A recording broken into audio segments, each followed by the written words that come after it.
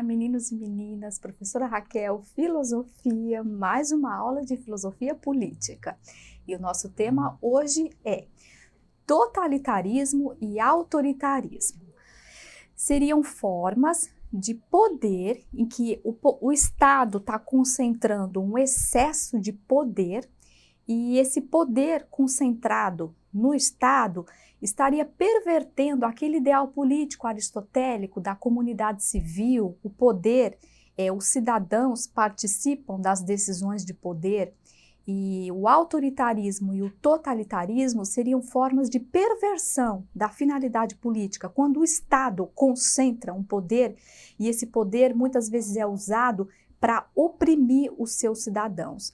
Por que acontece isso? E aconteceu na história, a gente vai ver ao longo da aula. Por exemplo, o AI-5 é famoso porque veio à tona recentemente, meu estudante do terceiro ano, você está antenado nas atualidades, né? Para fazer a redação do Enem. A ditadura militar brasileira foi um exemplo de governo autoritário. O AI-5, que foi o auge da ditadura, que fechou o legislativo, né, e impediu o exercício essencial da cidadania, que é os cidadãos votarem. Então a ditadura se impõe quando ela vai restringindo os direitos civis, as liberdades individuais, a liberdade de expressão, o direito de falar, de se comunicar, de dar sua opinião política, e o direito às eleições, eleger os seus representantes. Então o AI-5, que foi o ápice da ditadura militar brasileira, é um exemplo de governo autoritário. Por que existe o governo autoritário? Por que muitas vezes o Estado precisa se impor com a autoridade, com o uso da força, por exemplo, com prisões, com torturas e até morte dos cidadãos para manter a ordem política? Porque as ditaduras, nessa época, precisavam conter o avanço comunista. Então, o governo autoritário, ele emerge geralmente numa situação de exceção. Por exemplo, para evitar um mal maior, que era o avanço comunista, os governos imporam, e houveram ditaduras, tanto de direita quanto de esquerda. Então, meio que para manter a ordem diante de uma ameaça, o governo, o Estado precisa impor o uso da força. Esse seria um exemplo de governo autoritário. Então, restringe as liberdades e restringe principalmente a cidadania, que é o direito do cidadão de exercer, de eleger os seus representantes, participar da política. Eu quero dar uma especial atenção para essa filósofa Hannah Arendt. Ela caiu no Enem do ano passado, 2019, é uma questão que a gente vai analisar daqui a pouco. E a Hannah Arendt, ela tem um livro muito interessante sobre as origens do totalitarismo. Ela quer estudar por que existe isso, por que a gente aceita ser dominado pelo Estado, por que o Estado tem que impor o uso da força e muitas vezes oprimir os seus cidadãos. Tem o Michel Foucault em um livro chamado A Microfísica do Poder, a gente teria que ter uma aula só sobre isso, não vai dar para entrar em detalhes, mas eu indico para vocês. Michel Foucault também estuda, ele diz que o poder, ele está em todo o tecido social, ele está nas instituições e tem mais, ele é internalizado pelas pessoas e reproduzido pelas pessoas. A Hannah Arendt também é mais ou menos assim. Ela é uma filósofa que ela foi perseguida pelo regime nazista e depois tem esse livrinho aí, o Eichmann em Jerusalém. Ela, quando estava trabalhando como jornalista, ela foi cobrir o julgamento desse cara aí. E ela ficou chocada porque ele era um nazista que ele alegou que ele estava simplesmente cumprindo ordens. Por que vocês mataram pessoas, seres humanos, nas câmaras de gás? Ele já não estava mais discernindo por que ele fazia aquilo.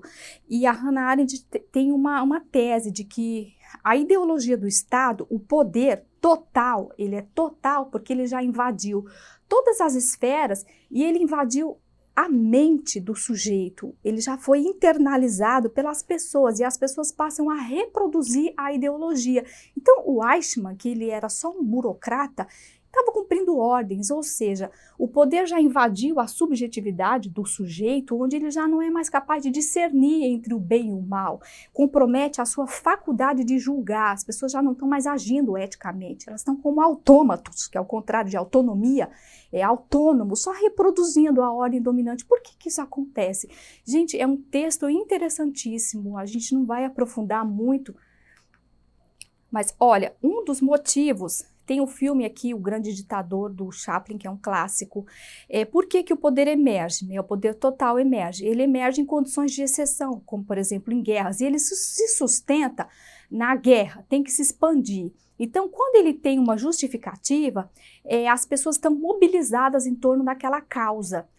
E isso faz com que eles se sustentem, porque em condições normais, a população vai querer exigir os seus direitos, é algo natural. E quando há uma guerra, as pessoas ficam todas mobilizadas em torno daquilo e é aí que o poder se sustenta. Então tem uma cena aí onde o Chaplin meio que parodia o Hitler e ele está brincando com o globo terrestre, né, como se ele tivesse o domínio total do mundo. Eu trouxe para vocês exemplos da literatura que a gente chama de as distopias do século XX. Uma delas é o Admirável Mundo Novo, é uma obra fictícia do Aldous Huxley. Distopia porque é o contrário de utopia. Utopia é aquela sociedade igualitária, com pessoas felizes, e que a política cumpre a sua finalidade, que é o bem coletivo. E distopia é o contrário disso. É quando o poder já se torna autoritarismo, poder total que oprime os seus cidadãos. E uma dessas obras de ficção que imagina uma sociedade futurista, onde o poder do Estado se tornou total, é essa obra do Huxley. O que é interessante é que as pessoas são reduzidas a números. É muito interessante, gente. Procurem no YouTube, tem o filme, tem o livro. O Estado se utiliza da técnica, da tecnologia e do poder científico. Por exemplo, a sociedade é dividida em castas sociais.